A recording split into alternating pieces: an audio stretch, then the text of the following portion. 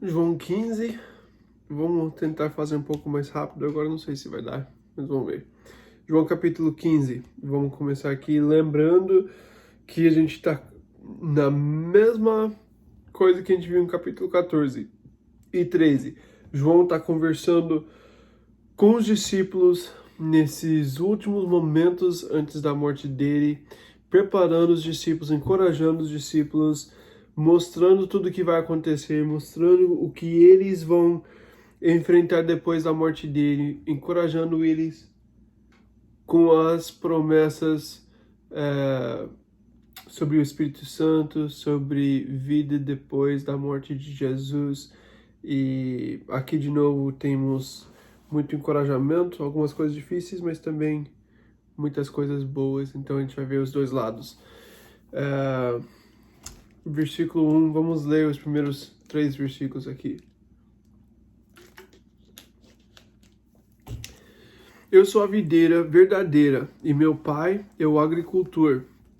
Todo ramo que estando em mim não dá fruto, ele corta. E todo que dá fruto, ele poda, para que dê mais fruto ainda. Vocês já estão limpos pela palavra que tenho falado. Jesus começa a ensinar usando esse exemplo da videira. A videira no Velho Testamento era um símbolo normal que mostrava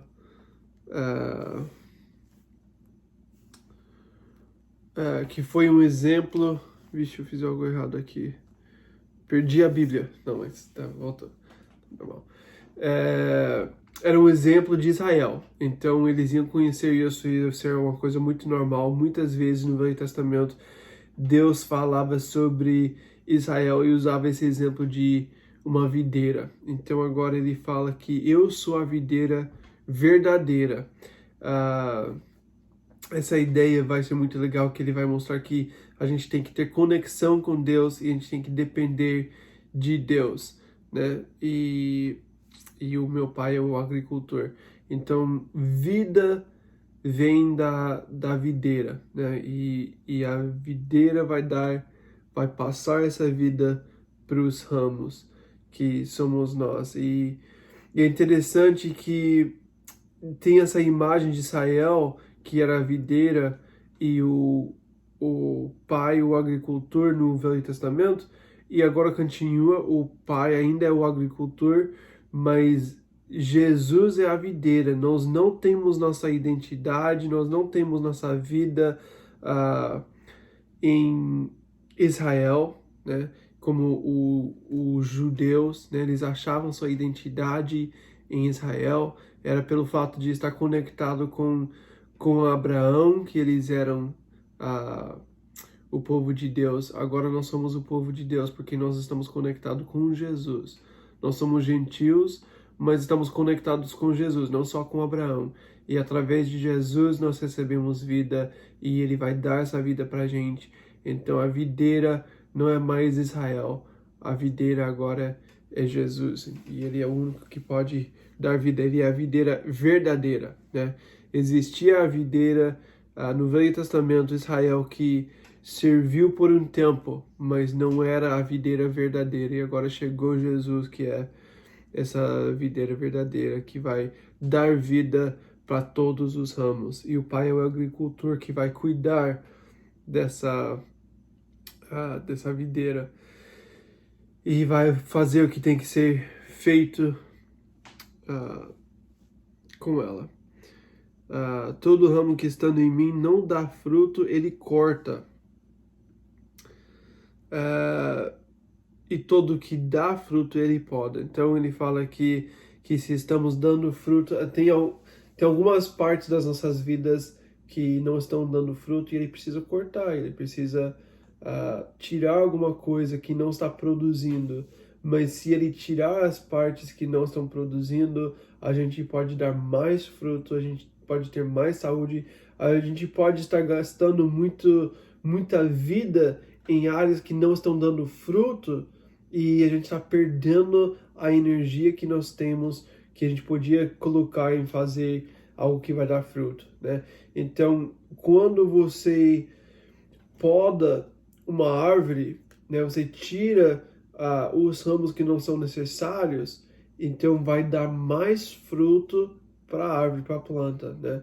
E a mesma coisa aqui, ele fala que Deus, ele é o agricultor, ele está olhando para as nossas vidas e ele está tirando algumas coisas, ele está ajudando a gente ver o que é necessário, o que não é, onde nós precisamos crescer, colocando a gente em situações que a gente pode crescer mais, que a gente pode aprender o que é importante e o que não é, e deixando Deus fazer essa obra de agricultor, tirando as coisas que não são importantes, e ele precisa fazer essa obra na vida do cristão.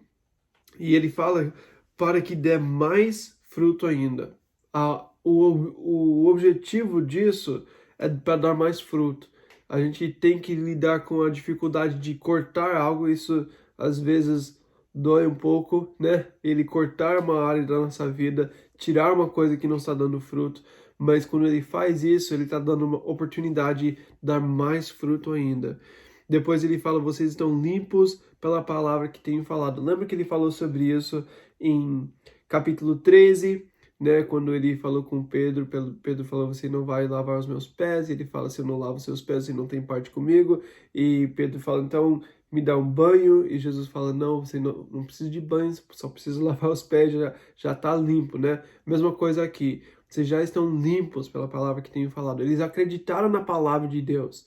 Eles já receberam a palavra, já entenderam a palavra, mas agora eles precisam continuar recebendo vida. Eles já são purificados, já são limpos, porque eles receberam a palavra de Jesus. Agora eles precisam continuar recebendo vida e deixando essa obra de purificação continuar acontecendo. E isso acontece quando nós permanecemos na videira e deixar ele lavar a gente com a palavra, né? Ele fala pela palavra que tenho falado. Em Efésios 5:26, ele fala que nós temos que ser lavado com a palavra, né? E é isso que Deus faz em nossas vidas. Ele falou em João 13 de lavar os pés. Nós temos que ser lavados. E a palavra de Deus tem esse poder de nos lavar, de nos purificar, de mostrar a verdade, de ser um espelho que mostra quem nós somos, ele mostra o que tem que cortar, o que precisa crescer, o que tem que ser mais forte. A palavra de Deus tem o poder para fazer isso em nossas vidas, então temos que dar oportunidade para a palavra, temos que gastar tempo na palavra, para que a palavra pode fazer essa obra. Versículos 4 e 5. Permaneçam em mim e eu permanecerei em vocês. Nenhum ramo pode dar fruto por si mesmo, se não permanecer na videira. Vocês também não podem dar fruto, se não permanecerem em mim. Versículo 5. Eu sou a videira. Não estou conseguindo ver aqui. Eu sou a videira, vocês são os ramos. Se alguém permanecer em mim e eu nele, esse dará muito fruto, pois sem mim vocês não podem fazer coisa alguma. Então ele fala que nós temos que permanecer na videira, só podemos dar frutos se nós continuamos nesse relacionamento. Nós recebemos vida de Jesus e só quando nós recebemos dele, nós podemos produzir fruto. Sem Jesus, nós não podemos produzir fruto. Sem o poder do Espírito Santo, sem estar conectado com Deus, a gente não pode dar fruto. Então, tem que existir esse relacionamento, essa intimidade sempre. Lembra que a gente falou sobre o perigo de fazer uma oração e pensar que está tudo resolvido. A Bíblia fala sobre um relacionamento. Tem que existir esse relacionamento. Eu preciso estar sempre conectado com Jesus. Recebendo vida todo dia, permanecendo nele, e ele vai permanecer em nós, e só assim nós podemos dar fruto, e o fruto, a obediência, mostrando que o que nós recebemos tem vida, é o encorajamento que nós temos de que realmente nós temos vida em Jesus. Como que a gente vai saber que nós temos vida em Jesus? Vendo os frutos. Então, a gente tem que permanecer na videira para dar fruto e mostrar que nós somos parte da família de Deus. Vocês também não podem dar frutos se não permanecerem em mim. Se você tenta fazer a obra de Deus no poder da carne, você vai ficar frustrado, você não vai conseguir produzir fruto na sua carne. Você vai ficar tentando produzir algo que não vem naturalmente. Quando você está permanecendo, o fruto vem naturalmente. Quando você não permanece, você vai fazer muito trabalho tentando produzir algo e nunca conseguindo. E só vai ficar frustrado. Então nós temos que permanecer. A primeira obra que a gente faz é permanecer em Jesus. E permanecendo nele, o resultado é que naturalmente nós vamos dar fruto. E ele fala, eu sou a videira, vocês são os ramos, se alguém permanecer em mim e eu nele, esse dará muito fruto. Não só um pouco, né? Mas o mais que a gente permanece em Jesus, o mais que a gente recebe vida de Jesus, o mais que a gente vai dar fruto. Ele quer dar muito fruto, ele quer produzir fruto em nós. Mas se nós não temos vida em Jesus, nós não podemos fazer coisa alguma. Se a gente não tem vida, a gente não pode fazer nada. Em Gálatas 2, vamos ver Gálatas 2:20. Paulo fala assim, Gálatas 2:20. Fui crucificado com Cristo, assim já não sou eu quem vive, mas Cristo vive em mim. A vida que agora vivo no corpo, vivo pela fé no Filho de Deus, que me amou e se entregou por mim. Ele fala, minha vida agora não vem de mim. A vida que eu tenho agora vem de Jesus. Eu fui crucificado com Jesus. Eu entreguei minha vida e agora eu recebo vida de Jesus. Eu preciso permanecer na videira para receber vida dele, para poder produzir fruto. E em Filipenses capítulo 4, versículo 13, ele fala, tudo posso naquele que me fortalece, né? Quando eu estou recebendo de Jesus, eu posso fazer qualquer coisa. Ele pode me capacitar para produzir fruto. Mas sem Jesus, eu não posso fazer nada. Então, sempre a primeira obra não é obedecer, não é cumprir a lei, não é fazer as coisas religiosas, não é nem ler a Bíblia. A primeira obra é permanecer em Jesus. Através das Escrituras, nós podemos conhecer Jesus e gastar tempo com Jesus e entender Jesus, mas as Escrituras não salvam, as Escrituras a gente pode olhar para as Escrituras sem receber vida, e esse é o perigo. Nós precisamos de vida em Jesus. Nas Escrituras nós conhecemos a verdade, que nós também precisamos. Versículo 6. Se alguém não permanecer em mim, será como o ramo que é jogado fora e seca. Tais ramos são apanhados, lançados ao fogo e queimados. Se vocês permanecerem em mim e as minhas palavras permanecerem em vocês, pedirão o que quiserem e será concedido. Meu Pai é glorificado pelo fato de vocês darem muito fruto, e assim serão meus discípulos. Se você não permanecer, se não vai dar fruto, e o resultado de não dar fruto, ele fala aqui, se você não permanecer, você não vai dar fruto. Se você não dar fruto, você vai ser como um ramo que é jogado fora e seca, né? Se já não está dando fruto, então é uma prova que você não está recebendo vida. Se existe um ramo que não está produzindo fruto, o problema é que tem algum problema na conexão do ramo com a videira, porque a videira tem vida. Em algum momento a conexão não está acontecendo porque não está passando essa vida para o ramo. Então existe um problema de conexão entre o ramo e a videira. Então ele vai cortar esse ramo e ele fala, vai jogar fora.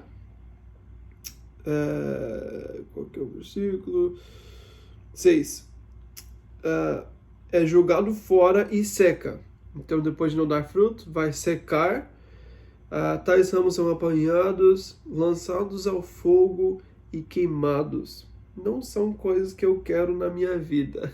Eu não sei você, mas é uma coisa que eu não quero.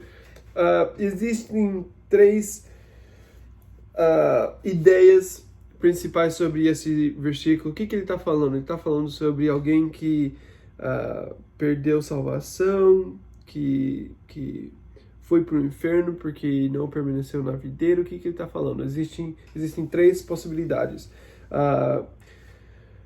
Pode ser alguém que começou bem, fez parte, estava conectado à videira, estava dando fruto até talvez, mas depois parou de receber vida de Jesus e foi punido para a eternidade, foi queimado no fogo, foi para o inferno.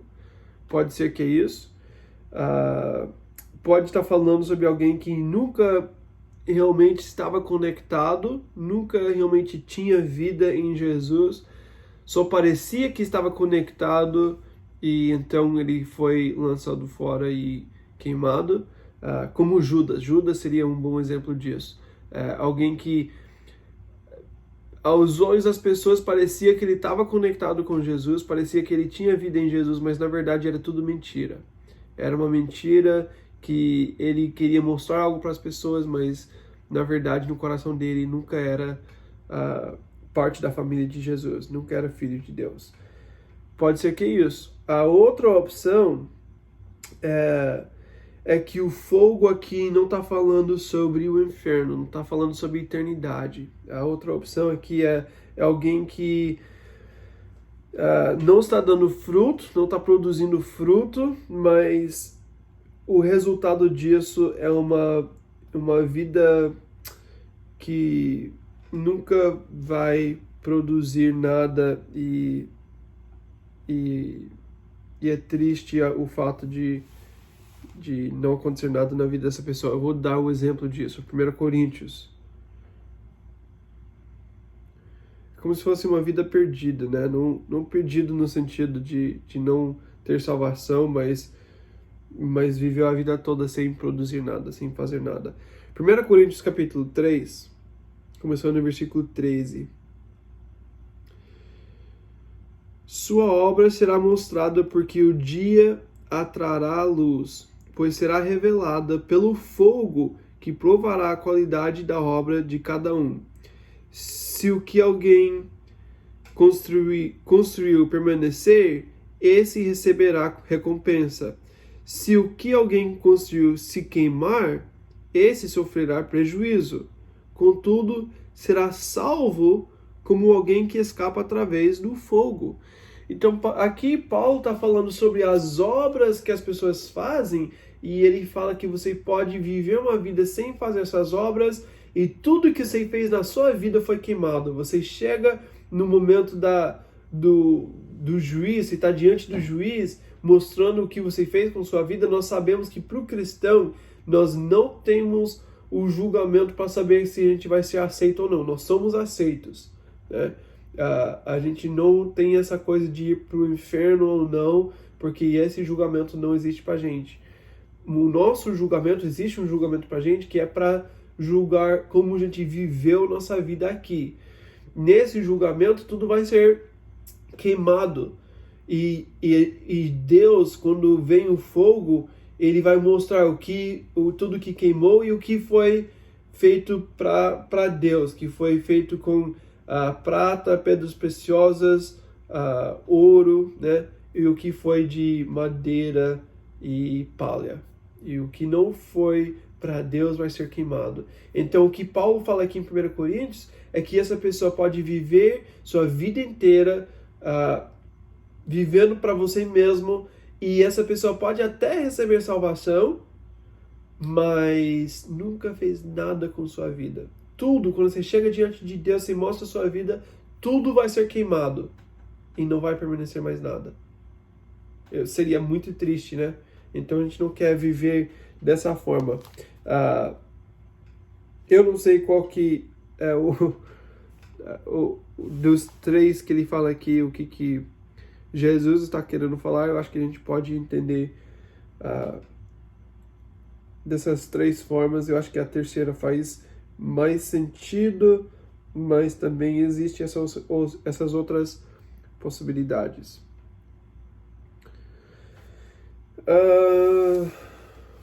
Vamos voltar aqui para João capítulo 15. Qual que é o versículo que a gente leu? A gente leu de 6 a 8, né?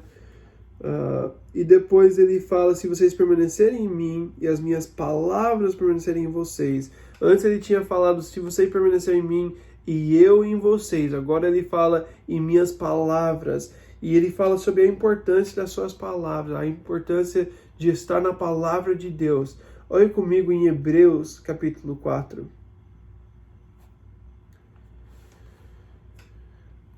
Hebreus 4:12. Pois a palavra de Deus é viva e eficaz e mais afiada que qualquer espada de dois gumes. Ela penetra até o ponto de dividir alma e espírito, juntas e medulas, e julga os pensamentos e as intenções do coração. Nada em toda a criação está oculto aos olhos de Deus.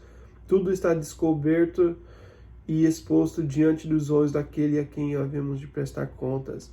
A palavra de Deus tem poder, a palavra de Deus é viva e eficaz, e nós precisamos gastar tempo na palavra para deixar Deus usar a palavra como espelho, dividir alma e espírito, dividir aquilo que nós não temos como entender, o que é da carne, o que é do espírito, o que é para Deus, o que é por causa do meu orgulho. A palavra de Deus pode dividir essas coisas, e nós temos que dar atenção à palavra. Então ele fala: vocês permanecerem em mim e eu em vocês, e agora aqui, dessa vez em versículo 7, e minhas palavras permanecerem em vocês. Nós precisamos permanecer na palavra de Deus. Ele fala sobre oração, de novo, uma coisa que ele falou no último capítulo, ele vai falar algumas vezes aqui em capítulo 15 também, sobre o poder de oração. Ele fala: pedirão o que quiserem e será concedido. Jesus, nesses últimos momentos com os discípulos, ele quer mostrar para eles o poder de oração, o acesso que agora os discípulos têm a Deus. Eles podem pedir qualquer coisa, o tempo todo eles têm acesso, Deus vai responder, Deus quer trabalhar através da oração. Então ele sempre está convidando os discípulos. Ele está falando: eu não vou abandonar vocês. Vocês podem sentir sozinhos, então vocês precisam estar na palavra para deixar Deus falar com você. E você precisa estar em oração para saber que Deus ainda faz parte com você. Você tem acesso a Ele. Ele não esqueceu de você. Deixe Ele continuar trabalhando. Continua dependendo dEle, pedindo as coisas dEle, e Ele vai continuar com você. Então, oração é muito importante para a gente, depois que a gente não tem Jesus aqui no corpo físico, né? Vivendo entre nós. E ele fala: meu Pai é glorificado pelo fato de vocês darem muito fruto, e assim serão meus discípulos. O Pai é o agricultor, né? E ele, sendo o agricultor, ele vai ser glorificado quando a videira, quando os ramos estão dando frutos, dando muitos frutos. Então é isso que ele quer ver em nossas vidas. Ele nos capacitou, ele nos deu o Espírito, ele nos salvou dos nossos pecados, ele nos deu a esperança, ele nos deu amor, ele mostrou o exemplo perfeito de amor, e agora ele quer que a gente responda dando muito fruto. Ele deu tudo o que nós precisamos. Agora ele vai ser glorificado quando nós respondemos a isso, nós mostramos que isso é importante e que a gente vai viver dessa forma, né? Dando fruto. Versículo 9. Como o Pai me amou, assim eu os amei. Permaneço no meu amor. Se vocês obedecerem aos meus mandamentos, permanecerão no meu amor, assim como tenho obedecido aos mandamentos do meu Pai, e em seu amor permaneço. Tenho dito essas palavras para que a minha alegria esteja em vocês e a alegria de vocês seja completa. Então, tem muitas coisas aqui. Ele fala: como o Pai me amou, assim eu os amei. Jesus amou a gente da mesma forma que ele recebeu o amor de Deus. Ele aprendeu com o amor do Pai e ele nos amou da mesma forma, ensinando, protegendo, guiando, falando, estando presente, né? Deus ensinou para ele como amar, e agora Jesus nos amou dessa mesma forma, e agora nós recebemos o amor de Jesus, e nós precisamos aprender com ele e amar as pessoas da mesma forma. Então ele fala, permaneçam no meu amor. Vocês têm que continuar no amor de Jesus. Nós precisamos continuar, permanecer no amor de Cristo. A gente não pode ir para outro lugar, a gente não pode sair desse lugar de estar no amor de Cristo. Como que a gente pode permanecer no amor de Cristo? Ele fala que se vocês obedecerem os meus mandamentos, permanecerão no meu amor. A gente, para continuar no amor de Cristo, nós precisamos obedecer os mandamentos de Cristo. E ele vai falar sobre esse mandamento. Mas isso vem depois, a gente já está chegando. Próxima parte a gente vai ver isso. Para continuar no amor de Cristo, nós precisamos obedecer, nós precisamos permanecer nele e nós precisamos amar as pessoas. Tudo volta para o amor. Nós temos que receber o amor de Cristo e nós precisamos compartilhar esse amor com as pessoas. E depois a gente vai aprender mais sobre o amor de Cristo, a gente vai começar... É engraçado que para mim, quando eu estou amando as pessoas com um amor sacrificial, Deus coloca pessoas na minha vida que eu preciso amar, e é um sacrifício, e às vezes Deus coloca pessoas difíceis que são... Eu não quero dar exemplos, né? Eu não quero falar o nome de ninguém, mas minha sogra é uma dessas pessoas. Mas a gente tem pessoas difíceis que eu não quero, minha carne não quer amar, mas é engraçado que quando eu sou esse sacrifício vivo, começo a amar essas pessoas difíceis, eu aprendo muito mais sobre o amor de Deus por mim. E eu amo Ele mais, e amando Ele mais, eu quero amar as pessoas mais, eu aprendo mais sobre Ele. Aí essa coisa sempre, a gente está recebendo do amor de Cristo, aprendendo com o amor de Cristo, amando as pessoas, que nos ensina mais sobre o amor de Cristo, que me faz amar Ele mais, e amando Ele mais eu quero amar mais as pessoas, e eu aprendo mais sobre o amor de... É sempre assim, eu estou crescendo no amor, porque eu estou amando Jesus, amando as pessoas e aprendendo sobre o amor dele. Então nós precisamos obedecer os mandamentos. O mandamento é amar, versículo 12, mas a gente não chegou lá ainda, mas esse é o mandamento. A gente tem que obedecer, e assim a gente permanece no amor de Cristo, como Jesus também obedeceu o Pai. Parece fácil, né? Ele fala como uma coisa simples. Ele fala... assim como tenho obedecido aos mandamentos de meu Pai. Eu queria amar dessa forma, eu queria obedecer dessa forma, mas eu não sou Jesus. Mas nós precisamos saber que nós temos o Espírito Santo. O mesmo Espírito que habita em Jesus, agora, depois da morte de Jesus, habita em nós. E nós temos o mesmo poder que ressuscitou Jesus dos mortos, que faz parte das nossas vidas. Então, a gente precisa realmente aprender a amar e obedecer.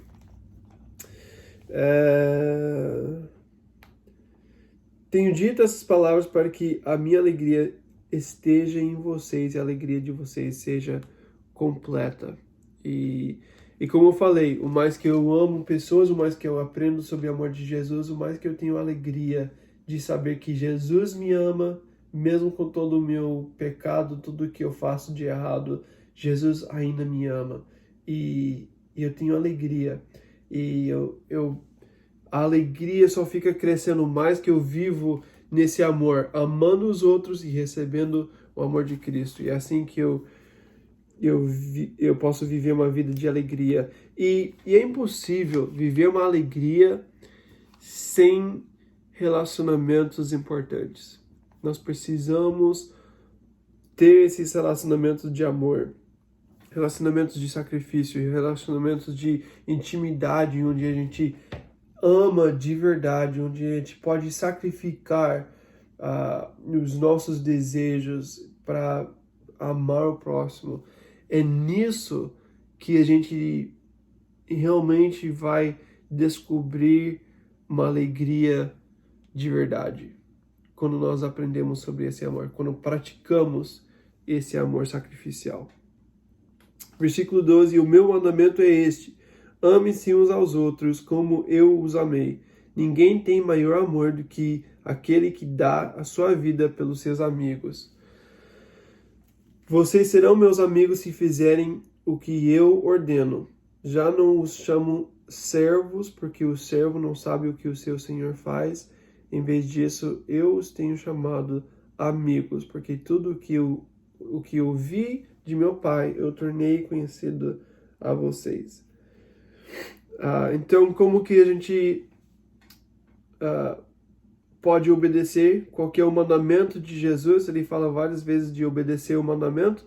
Qual que é o mandamento? Que nós temos que amar uns aos outros. Não só amar, mas nós temos que amar como Jesus amou. A gente tem que olhar para Jesus, aprender com Jesus e amar como Jesus amou. Como que Jesus amou? Sacrificou sua vida para amar o próximo. E esse amor sacrificial é o que Jesus tem para nós. É o chamado de todo cristão. O chamado do cristão é de viver uma vida de amor sacrificial. Nós temos que aprender a amar como Jesus amou. Esse é o maior mandamento para todo cristão. Se nós não amamos como Jesus, então como que nós podemos falar que nós somos amigos de Jesus? Ele fala que nós somos amigos, nós não somos servos, mas nós somos amigos. O servo faz porque ele tem que fazer. O servo faz porque é uma ordem. Ele tem que fazer isso. Se ele não faz isso, vai ter uma consequência grande. O amigo faz porque quer. E Jesus nos chama de amigos porque nós fazemos porque existe relacionamento. Nós fazemos, nós obedecemos porque nós amamos Jesus e porque Jesus nos ama. E é por isso que nós queremos obedecer e amar as pessoas. Eu amo as pessoas porque eu amo Jesus. E porque Jesus me ama. E sendo assim, ele me capacita para amar as pessoas. E assim nós podemos viver como amigos de Deus. Não como servos. Se a gente só faz porque a gente tem que fazer, estamos vivendo como escravos. Mas se a gente faz porque nós queremos fazer, nós somos amigos. Então, a obra principal é amor. Ninguém tem maior amor do que aquele que dá a sua vida pelos seus amigos. Jesus mostrou o amor perfeito. Agora, nós precisamos aprender com ele a amar o próximo com o mesmo amor que Cristo nos amou. Nós temos que ter esse amor sacrificial. E nós temos que, para ser amigos de Jesus, nós temos que olhar para o exemplo dele, a vida dele, e nós temos que fazer igual. Versículo 16. Vocês não me escolheram, mas eu os escolhi para irem e darem fruto que permaneça, a fim de que o Pai conceda a vocês o que pedirem em meu nome. Este é o meu mandamento, amem-se uns aos outros. Então ele repetiu novamente o mandamento. Se você não entendeu a primeira vez, deixa eu falar novamente. Esse é o meu mandamento, amem-se uns aos outros. O chamado do cristão é amor. Temos que amar com amor sacrificial. E ele fala, vocês não me escolheram, mas eu os escolhi para irem e darem fruto que permaneça. O normal na cultura deles, nesse tempo de Jesus, é que o discípulo ia escolher um rabi, um mestre que ele gostava, ele entendia, não sei se entendia a palavra certa, ele queria caminhar com ele, com esse rabi, Então o discípulo ia escolher o Rabi e começar a caminhar com ele, aprender com ele e ia ser discípulo desse Rabi. Jesus fala diferente, ele fala: agora eu sou o mestre, mas eu escolhi vocês e agora vocês vão dar frutos.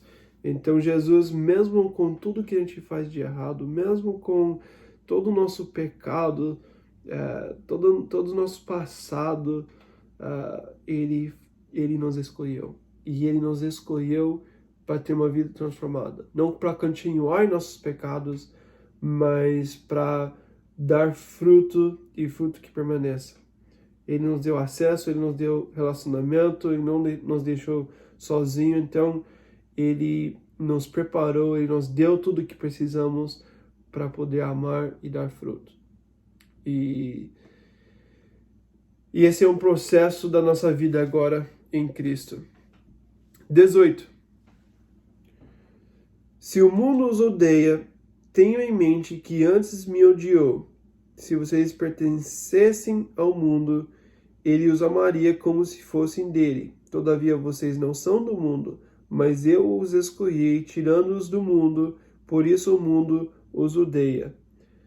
Lembrem-se das palavras que eu disse: nenhum escravo é maior do que o seu senhor. Se me perseguiram, também perseguirão vocês. Se obedecerem a minha palavra, também obedecerão a de vocês. Então agora Jesus está nos encorajando, nos preparando para como vai ser depois da morte dele. Então o encorajamento dele é que não vai ser diferente para a gente de que como foi para ele, né? Ele foi rejeitado. A mensagem que nós temos agora no mundo vai contra a cultura do mundo. O mundo tem uma mensagem. A mensagem é que eu sou importante e eu mereço ser amado. Eu quero ser amado. Esse é o que o mundo está pregando o tempo todo. Jesus tem uma outra mensagem. Jesus fala: você é um pecador, mas você pode receber pela graça, né? E depois de fazer parte com Jesus, agora você tem que ter um amor sacrificial. O mundo não prega sobre sacrifício. O mundo prega que eu mereço ser amado. Eu quero receber tudo. O mundo está sempre pensando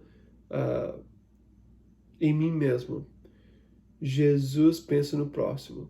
E por causa disso, a gente está andando na luz, a gente está falando a verdade sobre o pecado, né? E por causa disso, o mundo vai odiar o discípulo de Jesus. A cultura do mundo vai contra a cultura de Jesus. Então, se nós queremos seguir Jesus, o mundo vai rejeitar a gente. E nós temos que saber que esse mesmo mundo rejeitou Jesus também. Então, não é uma surpresa quando isso acontece. Na verdade, se nós estamos bem com todo mundo, não tem ninguém que está contra a gente nesse mundo, talvez a gente não está vivendo para Jesus, talvez a gente não está fazendo nada importante, porque se estamos vivendo para a eternidade, existe uma batalha espiritual, existe um inimigo que quer parar essa obra de acontecer. Se eu não tenho nenhum inimigo, será que eu estou fazendo certo? Porque Jesus prometeu que, como ele foi rejeitado, a gente vai ser rejeitado. Ele fala: se você pertence ao mundo, então o mundo vai amar você. Se você está sendo muito amado pelo mundo, talvez tenha um problema. Você não está vivendo diferente. Você tem que viver diferente do mundo.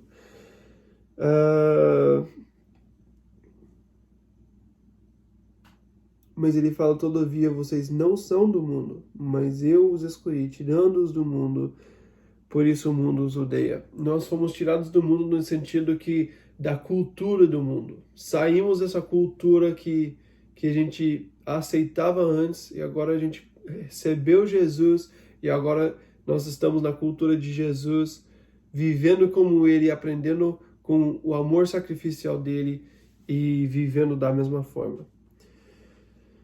Se me perseguiram, também perseguirão vocês. Se obedeceram a minha palavra, também obedecerão a de vocês. Então ele fala: Vai ter pessoas que vão receber, vai ter pessoas que vão aceitar, mas também vai ter pessoas que vão perseguir, que vão rejeitar, e você tem que estar preparado para os dois lados. Você vai ser tratado como Jesus. Se você está vivendo como Jesus, você vai ser tratado como Jesus.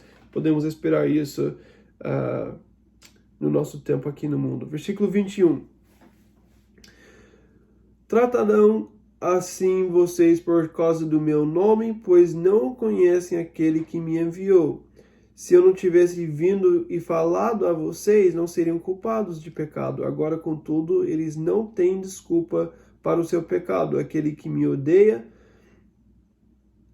também odeia o meu Pai. Se eu não tivesse realizado no meio deles obras que ninguém mais fez, eles não seriam culpados de pecado, mas agora eles as viram e odiaram a mim e a meu Pai.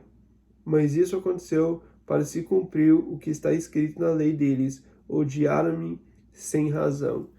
Então Jesus está falando aqui que ele deu prova suficiente. Ele mostrou com as obras, ele mostrou com as palavras, ele deixou claro que existe um caminho para sair do seu pecado. O caminho é Jesus. E se você não quer sair do seu pecado, não existe esperança para você. Se você continuar no seu pecado, você está sem esperança. Só resta julgamento, só resta condenação para aquele que não quer sair do seu pecado. Mas existe uma forma de sair do seu pecado, existe uma forma de ser perdoado. E Jesus mostrou isso claramente na terra, ele deu as provas, ele deu as palavras, ele preparou o caminho, mas também tinha que acontecer isso para cumprir as escrituras, falando que odiaram-me sem razão. É de Salmo 69:4, e eles vão fazer a mesma coisa com a gente, né? Tem pessoas que não querem estar na luz porque não querem mostrar suas obras, querem continuar fazendo as coisas erradas e não querem ter ninguém olhando para isso, e por isso que querem continuar nas trevas, né? Então a gente pode saber que isso sempre vai acontecer, e essas pessoas não têm mais desculpa, porque eles conhecem a verdade, eles têm a palavra de Deus, e eles não têm outra desculpa. Então, o único caminho é Jesus, e se você rejeitar Jesus, não existe esperança. Quando vier o conselheiro que eu enviarei a vocês da parte do Pai, o Espírito da verdade, que provém do Pai, ele testemunhará a meu respeito, e vocês também testemunharão, pois estão comigo desde o princípio. Então, para alcançar o mundo, ele fala, eu dei as provas, eu mostrei para o mundo as obras e a palavra, mas eu vou continuar mandando as provas para o mundo, testificando, mostrando para o mundo quem eu sou, e eu vou fazer isso através do conselheiro, que é o Espírito Santo. Lembra que o Espírito Santo tem o trabalho no mundo, né? Ele está com as pessoas, convencendo de pecado, mostrando a necessidade que as pessoas têm de Deus, e através também ele fala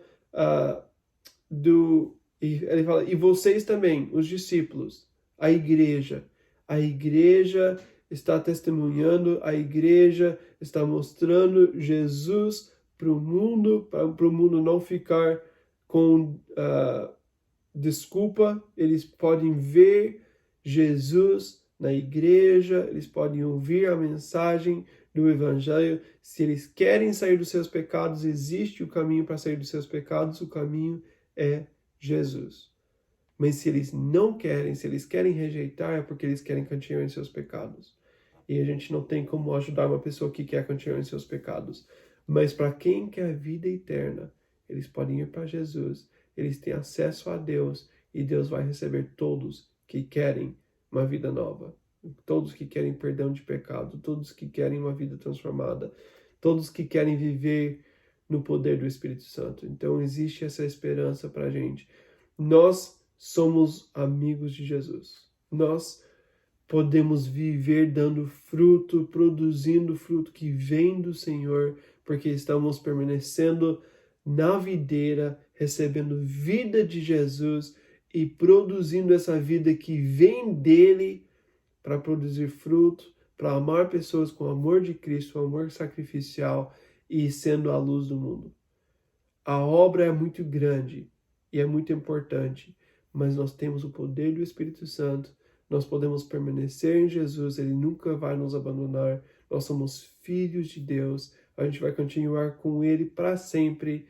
Então, nesse tempo que nós temos aqui na Terra, vamos permanecer em Jesus para produzir fruto e para amar com amor sacrificial.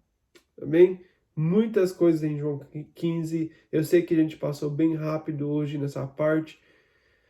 Tem muita coisa para refletir nesse capítulo. Então eu quero te encorajar a gastar tempo refletindo e pensando sobre, buscando esse fruto que vem de Deus, que não vem de nós, e pedindo para Deus nos capacitar para essas coisas.